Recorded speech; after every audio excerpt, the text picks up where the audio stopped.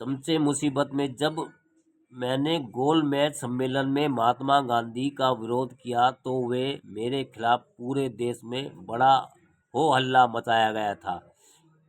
तथाकथित राष्ट्रीय press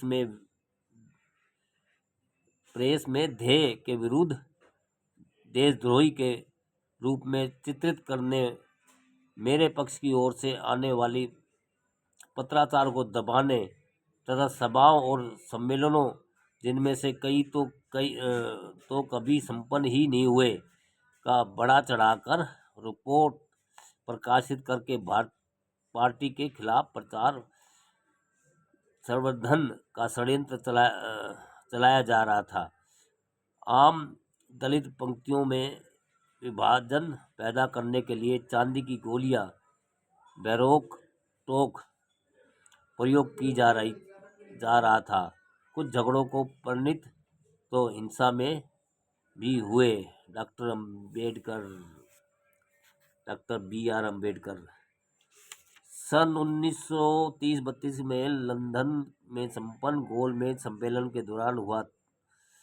doctor Ambedkar का यह अनुभव न केवल उनके जीवन भर एक आम बात बनी रही, बल्कि उनके बाद के समय में एक आम चीज बन गया। सच्चे और वास्तविक स्वतंत्र नेताओं के विचारों और समाचारों का और पीड़ित शोषित भारतीयों का तथाकथित राष्ट्रीय प्रेस द्वारा बहिष्कार, ब्लैकआउट और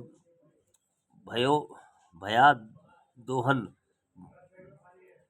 ब्लैकमेल करना एक सामान्य बात बन गई है, जिसका सामना हम सबको पिछले समय में करना पड़ा और आज भी करना पड़ रहा है, और ऐसा लगता है यह अभी आगे भी ऐसा ही बना रहेगा। पीड़ितों शोषितों के संघर्ष के खिलाफ बल प्रयोग, बाहुबल के तरीके और हिंसाचार करना सिर्फ बीते दिनों की बात नहीं है, बल्कि जीवन के प्रत्येक क्षेत्र में व्यापक स्तर पर होने वाला आज का भी यथार्थ है, जो अब प्रकट होता है जब और जैसे ही निर्बल वर्ग के लोग अपनी आवाज़ और सिर ऊंचा करने का प्रयास करते हैं। दूसरी ओर कठपुतलों और पिछलगुओं के लिए अनावश्यक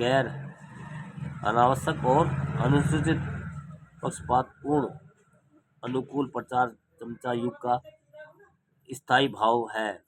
सन 1930-32 ईस्वी के दौरान ही चांदी की गोलियां, सिल्वर बुलेट का स्थान अब कागज की गोलियों, पेपर बुलेट ने ले लिया है।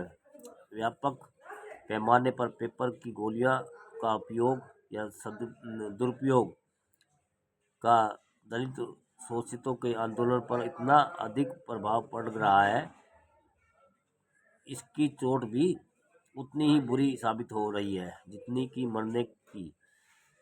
चांदी की गोलियों का इस्तेमाल जितना कि मरने की चांदी की गोलियों का इस्तेमाल दलित वर्ग को विभिन्न पंक्तियों के बीच विभाजन कराने के लिए किया जाता है, किंतु पेपर की गोलियों ने तो उन्हें एक ही स्तर तक सीमित कर दिया है, और वह स्तर है चमचों का।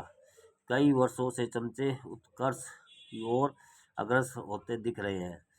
भारत में अंग्रेजों के जाने के पश्चात कई राजनीतिक दलों के उभार और बालिक मताधिकार ने चमचों को बड़ी शक्ति प्रदान की। 15 अगस्त 1947 ईस्वी तक सिर्फ कांग्रेस ही चमचे बनाने और कायम करने में विशेषज्ञ बन पाई थी, किंतु उसके बाद गठित हुई नई पार्टियों ने भी कांग्रेस के कौशल का लाभ उठाकर अपने अपने चमचे बना लिए। इस 10-15 वर्षों के अंदर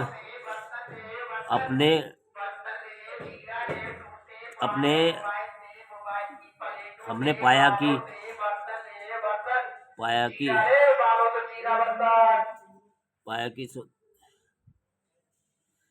कि शोषित भारतीय जनमानस के वोट बैंक तक अपनी पहुंच बनाने के लिए प्रत्येक पार्टी ने अपने अपने चमचों का समूह कायम कर लिया। विधायिकाओं और सरकारी नौकरियों में आरक्षण ने इन चमचों को, खासकर अनुसूचित जाति जनजाति किस्म के चमचों को अधिक बढ़ावा दिया। विधायिकाओं में अनुसूचित जाति और जनजाति के लिए आरक्षित सीटों पर उनके अलावा कोई दूसरा तो चुनाव भी नहीं लड़ सकता था। प्रत्येक पार्टी को सुरक्षित सीटों पर सिर्फ अनुसूचित जाति जनजाति के समुदाय के प्रत्याशी को अपनाने के लिए बाध्य होना पड़ा, उन्हें चाहे यह पसंद हो या न हो। इस प्रकार राजनीतिक क्षेत्र में चमचों की भरमार हो गई।